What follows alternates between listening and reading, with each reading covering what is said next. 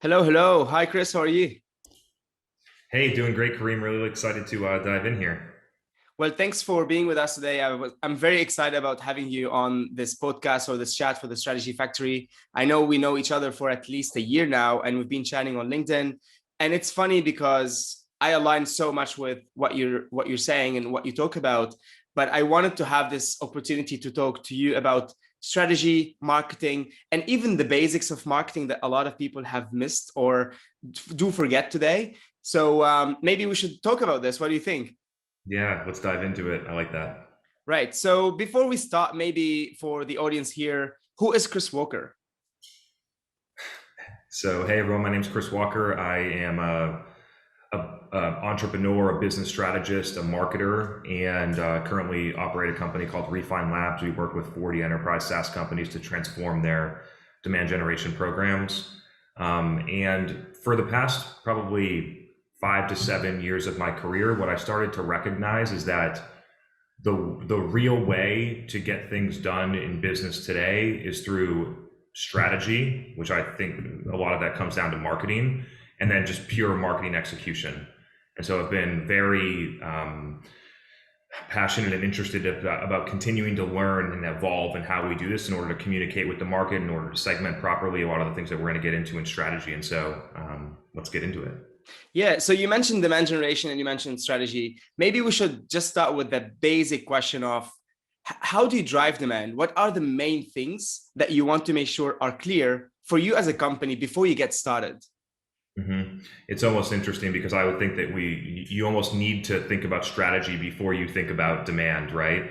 And so when I think about this, and I'll just use an example in my business. And so when we were getting ready, it was just me as an employee. We were going to do marketing, but we could have done it for anybody, right? We could have done marketing for e-commerce. We could have done marketing for healthcare. We could have done marketing for financial services, SaaS, manufacturing, product-led companies, sales-led companies. There's a bunch of different variety.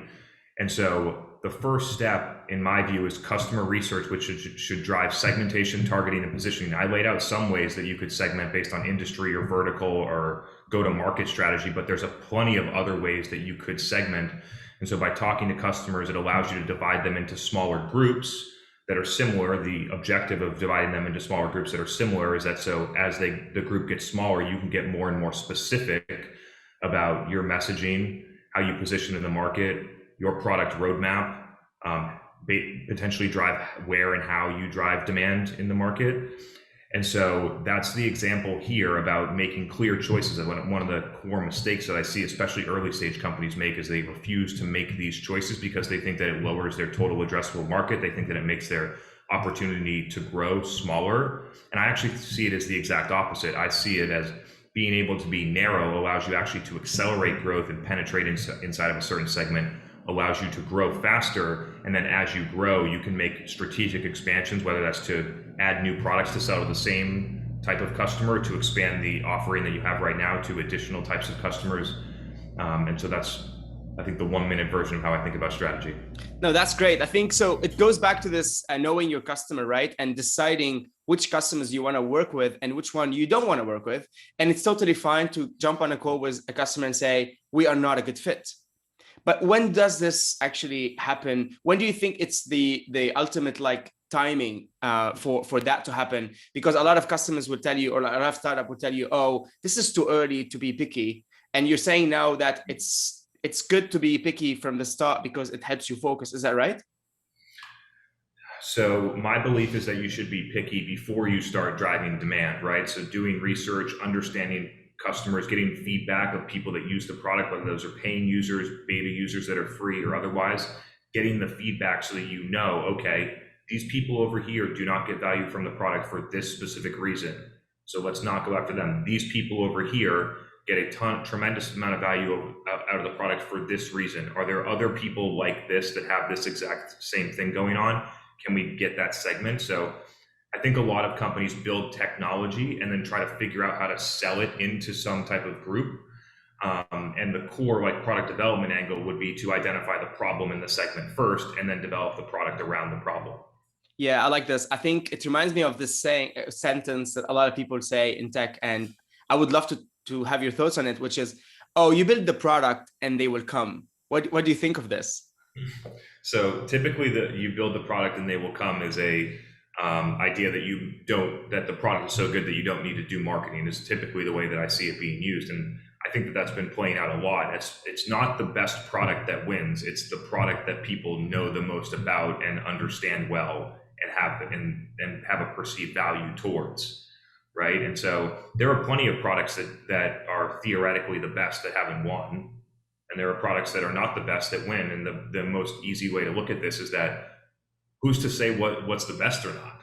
Yeah, absolutely. So how do you differentiate then demand generation around the product from brand awareness of the product? So I've been thinking recently that brand and demand get put together. I think they're almost the exact same executions. I think that companies have historically put them in two different buckets for the reason that demand was basically lead gen, performance, run ads, get dollars in, dollars out leads, which is changing dramatically, and that companies are starting to adjust there. And brand was fluffy stuff that wasn't accountable to results, that type of thing. And that's changing too. There's pressure on that. And so what I'm suggesting is companies put these both together and think about really how to drive demand using paid and organic channels together. And so when we think about, I lost my train of thought. Where were we? Well, we're talking about actually the brand awareness and demand generation. I think, you're saying it's almost the same thing. It's almost the same thing, right? And so you can generate demand and awareness using a traditional demand engine with paid. You could do the exact same thing with something like a podcast here.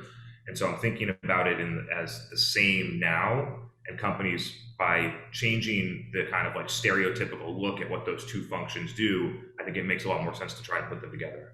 Yeah, that makes total sense. I guess one of the things I remember once you told me, which was like the education and entertaining of a customer, right? That's actually what demand generation should be about. What brand should be about is educating and entertaining until that person wants to be buying what you are offering. Because if I'm not ready to buy, I will not be just buying, and it's not the good timing. So why don't I educate them and entertain them in the meantime?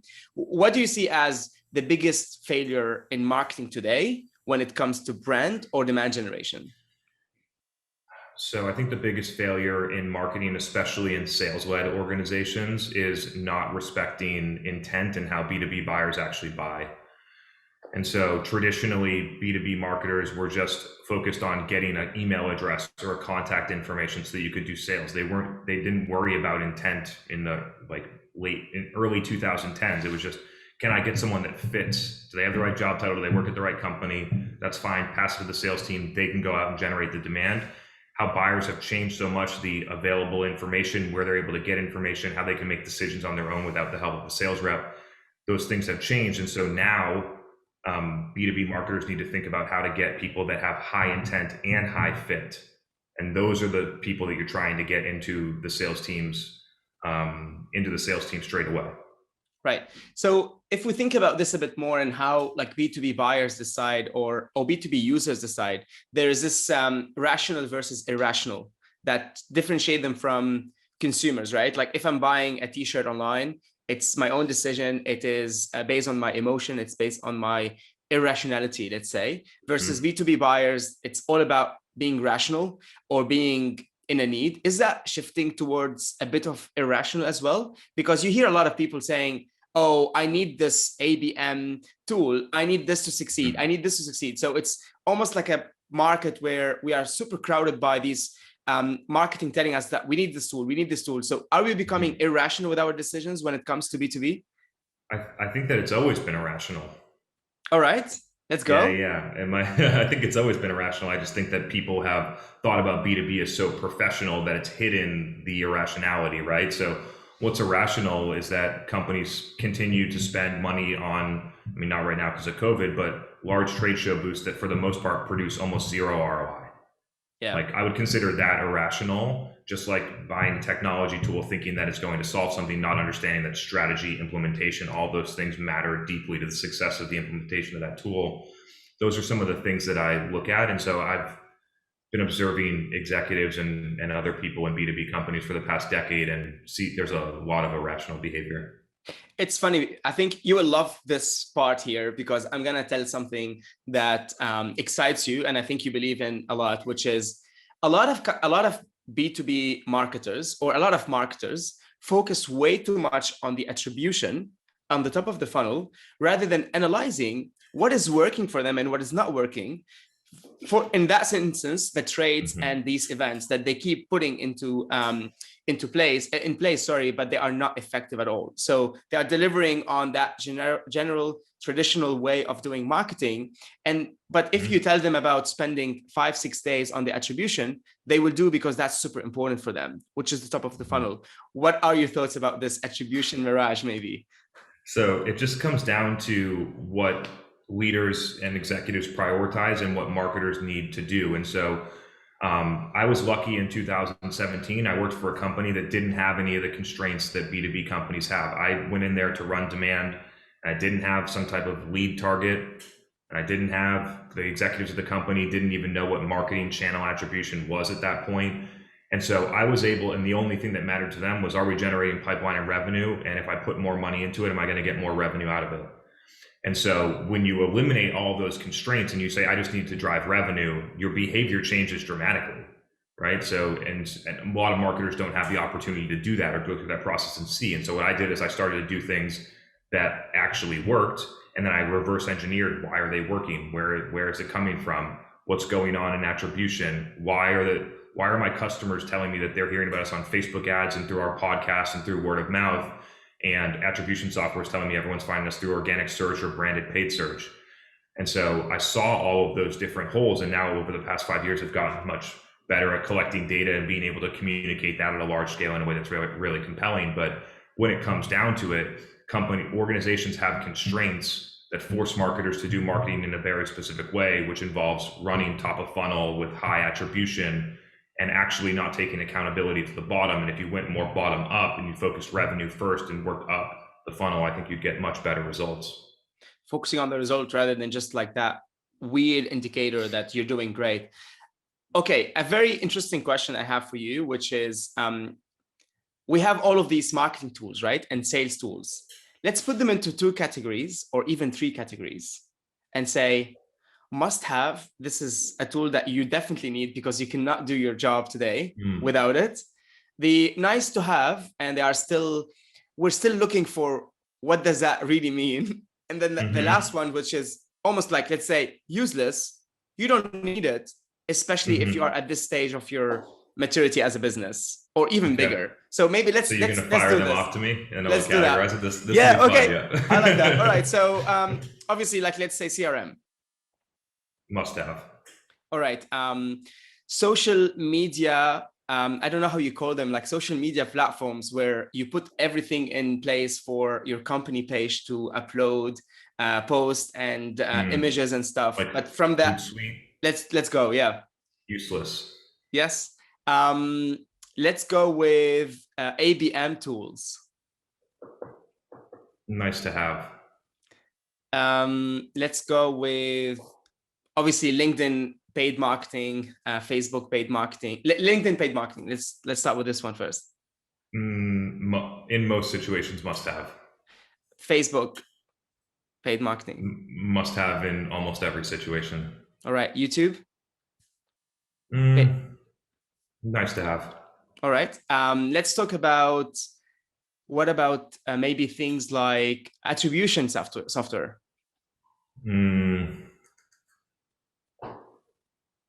Some probably nice to have. Nice to have. Okay. What did I miss? That I have a lot of them on my head, but like I'm trying to get them into a marketing automation. I would consider almost a must-have at this point, either that or a CDP. Marketing automation that feed into LinkedIn and send you messages that are super automated and not relevant. Not that, no.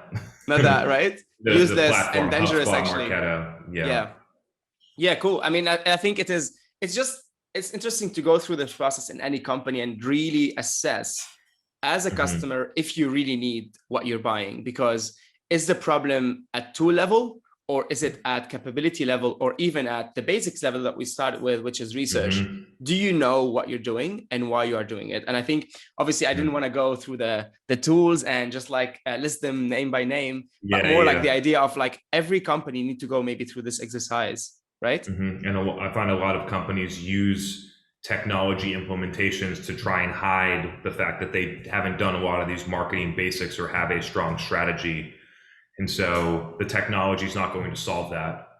It's actually just going to expose more clearly that it's not working. What is the first role that you need to hire if you are in software, in marketing? It depends on the skill set of who the leader is. Right, if they are coming from marketing or not. So if you're just like, let's say founders, because this one came up on LinkedIn. So if you're a founder who, the question actually was, are you going to hire marketing or sales first? On that question, the way that I would answer it is that it's whatever one that you think that you're less strong in. Isn't sales and marketing the same thing? Oh, no, come on. What is the difference? Sales is trying to convert people, whether they're converting them into meetings, deals, close one business. Marketing is educating, informing, building brand, creating demand, helping people understand exactly what's going on so that in the future, when they recognize that they need that thing, they come to you, not somebody else. I just see it. Yeah, I just asked this question because a lot of companies would say, oh, if we don't have marketers, sales will do it. If we don't have sales, marketing will do it. But they are very different people, even though they are trying to do exactly the same thing, which is driving revenue for the business. Having done both, I can tell you that they are very different. And I agree. Every single person is stronger at one or the other. Absolutely. So, okay, going back now to the marketing basics and how much of that is important for the company. How much of a company strategy is driven by marketing? It's interesting. I came up in companies in manufacturing and medical device companies where marketing sets the business strategy. And so it depends on the organizations. I was actually quite surprised when I moved into software at how dispersed and distributed company strategy actually is and how very little of it I've actually owned in marketing. So if you think about the historical like 4 Ps of marketing: product, place, price, promotion, in a traditional marketing organization, marketing would own all 4 of those. In a software company, I find that marketing typically only owns promotion. Sales owns place or distribution. Finance owns pricing, and product owns product. So it's interesting because I think obviously with this situation, we didn't talk about the customer, right? Sales own sales, marketing owns promotion, and product own product. And in many companies like B2B software, you realize that the only section of the company that knows the customer is customer success in reality, because they are maybe the only people talking to the customer every day, not selling the dream, but really seeing how the customer is using the product. And they are maybe the team that is not feeding into the company strategy. Marketing does not understand who the customer is. Product is building based on what is fancy sometimes and what is important for them and what the engineers want to build. So that shows kind of a broken system. And when you speak about your manufacturing example, it is clear that this team is looking at the market, understanding the need, and then bringing it to the R&D teams. So is software doing it right? I think that there's a lot of ways to win. Let's put it that way. So I think that there's a lot of ways to win. There's 2 things that you need here, right? So in order, if software wanted to do that, you need the right marketers and you need the right structure, right? So they have a different structure and a different type of marketer, which is awesome. I found in my career that if you have strong marketing strategists, which are basically a business strategist, that can put together a plan of this is why we're going to win. This is the segment that we're going to target with this product, with this message. This is how we're going to actually go to market, whether it's direct sales, distribution, otherwise, and have a full owner of that complete strategy, I think creates a very aligned organization and go-to-market strategy. And then it's not like, and then marketing is basically speccing the product and moving that into engineering based on what the company and how the company and the market's behaving. And so that's how I've seen it work really well. Honestly, probably the best that I've seen it work, but I understand that there's other ways to get it done too. I was trying to get your controversial opinions, but you are very moderate today and very neutral. What's going on? So, okay, maybe one thing that I really enjoy, especially from Refine Lab like model, let's say, is that focus on the channel, and understanding kind of your channel is extremely key for a lot of companies, even though a lot of companies want to be on every channel all the time. And it's almost like the opposite of focus, right? What is your take on this? And what is your advice for companies that really want to be driving the right demand at the right time and be effective? So my recommendation on this is a process that we call stacking growth, which is going deep and narrow on one channel. And then once that channel is working, adding, and then you have success and you have more resources coming in and adding a second one. So if you think about our journey, it was LinkedIn organic, and then we converted that into live events, and then we converted that into a podcast. And now we have those three things running very well. And now it's going to YouTube and TikTok are the next ones. And so each of those channels continues to grow, continues to deliver, and we're adding new ones over time. The key is that you need to get one place to work first before you start trying to do 6 of them. And so what I find most companies do is they spread out resources. They try and push the same piece of content on every single channel with that Hootsuite product that I said was unnecessary or useless, right? And so instead of doing that, picking one channel, really understanding the dynamics, understanding the cadence, what content is going to work there, driving results through it, and then moving to the next one. So with your journey on LinkedIn, obviously you have been very, very popular and everyone looks at your videos. I watch them all and I love them, by the way. But what is your kind of advice to companies who are really focusing sometimes on the company page versus the employee branding, and what is the right balance? So we continue to operate our company page mainly because I want to understand deeply how a company page works for the success of our customers, right? So there's a different motivation for why we're doing that. Secondarily, if LinkedIn changes the algorithm and prioritizes companies in a different way than they are right now, it could be a lot more meaningful. And so we continue to execute there. The third part of why we execute on a company page, which is different than what a SaaS company would do, is to prove that you can have marketers take top level expertise content, repackage it, and distribute it without me. And so that's another thing that we're kind of testing and learning on. But when we think about the place to go on LinkedIn at the moment, and it has been for a while, like prioritizing personal pages is the way, and the way that you're going to get more effective outcomes. And then it's about, my recommendation is to have one or two executives pave the way, prove success, demonstrate that it's successful, give people that are in the organization more confidence about what to do, figure out what you need to do to enable people so that they can do the things that they want to do, and then start to expand out as people grow in the company and want to try those things. Yeah, it makes sense. I think talking about it this way and also speaking about like the algorithm of LinkedIn is almost like so dangerous for businesses right now, because if LinkedIn changes their algorithm, so many businesses will be like really impacted by that. And obviously they are driven by the advertising, they are driven by their business system, but their business model. But yeah, it could affect so many companies if all of your eggs are in one basket, even though like Elon Musk says that it's okay to have all your eggs in one basket as long as you can control the basket. The basket. But it's a basket. And now with LinkedIn, you cannot control anything. One day, the cost per impression will be, I don't know, super high. Another day, it's okay. And you cannot control this. So what is your thought about this own media versus being on someone else's basket and being controlled by them? Yeah, so I believe that this idea of owned media has been developed, I think, by people that worked at ClickFunnels or something, right? People that are selling software to collect email addresses to move people into funnels, and they're like, oh, you're on social media, you don't own the list. So what would be way better is if you started using our software to collect these email addresses, and then you own the list, it'll be way better. The thing is that the impact of what you do on LinkedIn goes with you, right? So if LinkedIn died tomorrow, people would still know who I am. Yeah, that's true. People would still go somewhere else to consume business content that is like the one that I would produce. And so moving at that, like the impact of what's happened stays with people. And so that's something that I'm trying to encourage people. It's like, while it's available, try and get the most out of it that you can. Also be building where appropriate in other places so that if something does change, which it will, right? We've seen the story across Facebook and Instagram and otherwise where algorithm change, reach goes way down. In the B2C platforms, like companies and influencers go out of business. But on LinkedIn, it's really about, if you have a core content and social strategy, one, you should be able to pick that up and move it into a different platform if LinkedIn went away.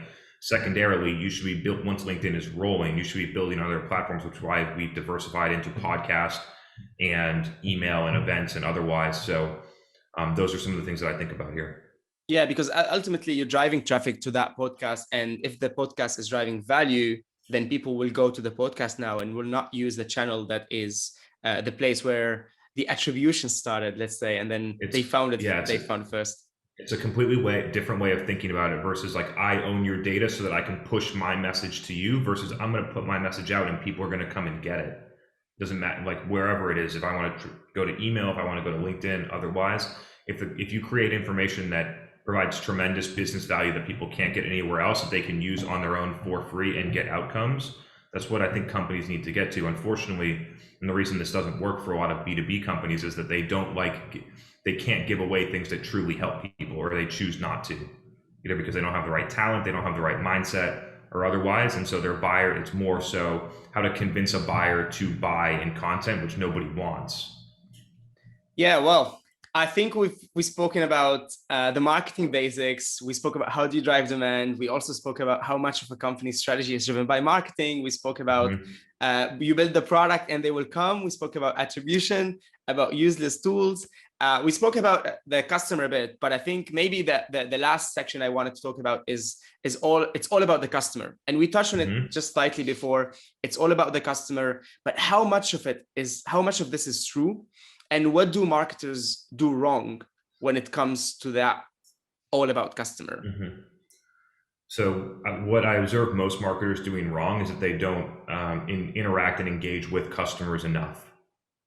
And if they do, they don't do it in the right ways. And so what I've been suggesting to people, and what I do as a marketing leader within the first 90 days of being at a company or starting my own company, is I want to open up a channel where I can get insights from my exact buyer all the time, 24/7, where it doesn't even feel to them like they're giving me insights. So I'm not setting up like a 15-minute market research call with a buyer that feels formal and things like that. I'm in a place where they're commenting, they're interacting, they're engaging, they're responding to content. So I get those insights all the time.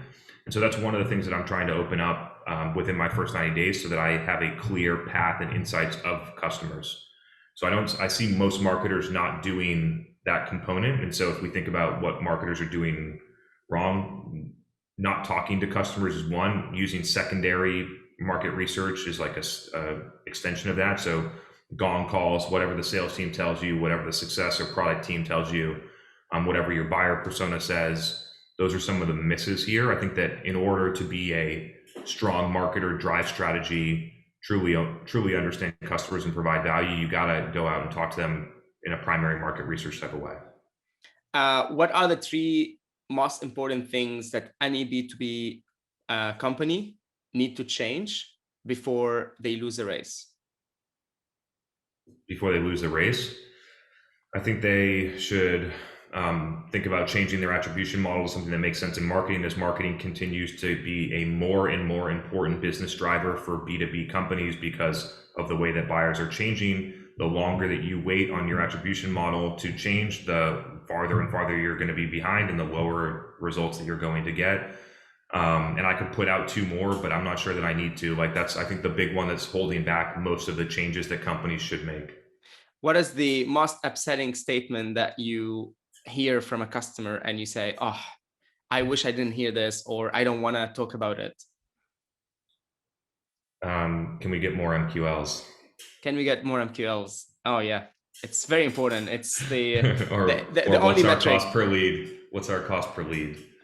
It's another one. What is the most surprising ask that you had from a customer?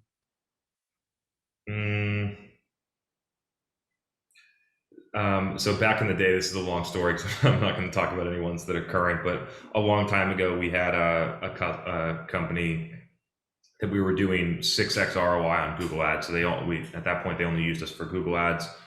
I think we spent $100,000 and got them $600,000 in the first like 3 to 5 months of working together. It was a velocity sale. And they told us that it wasn't good enough. Oh, wow. I told them that 1-to-1 is pretty good in our business. 2-to-1, you're 2-to-1, 3-to-1, you're crushing it. We were 6-to-1. So that's one, but I was reaching there. I'm not sure. We don't get a lot of crazy requests, I don't think. Yeah, good. I mean, obviously it goes back to what you said just before, which is being able to say no to the wrong customer is extremely important. And these are things that you can assess at the start, even before you get started, and say, are we a good match? Are we not a good match? We should not be working together. We should be working together. Sparkling water. Comes down to, sorry. Go ahead. It comes down to defining those things up front, about who is the right one and who isn't. And then you need to evolve it over time, because you're going to bring customers in, you're going to learn something new. You got to use that as a feedback loop, because you're not going to get it perfect every time.